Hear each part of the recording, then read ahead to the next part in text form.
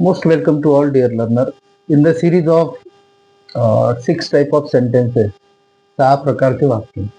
Tenses मधलं जसं 12 tenses मधून एक वाक्य घ्यायचं आणि त्याचे 6 टाइप्स करायचे आणि त्याचं ट्रान्सलेशन करायचं ऍट द सेम टाइम. एक सेंटेन्स घेतलेला आहे बघा आपण.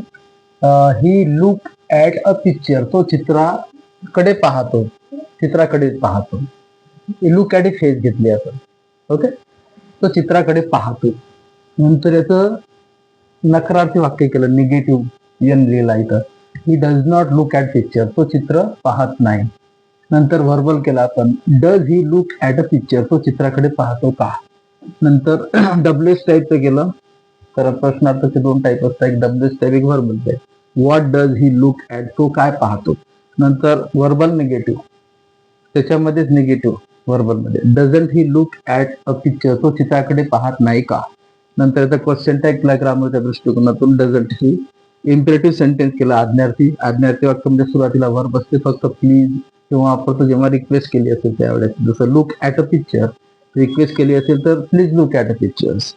आणि पॅसिवाइज करताना ऑब्जेक्टचा subject to be with reform.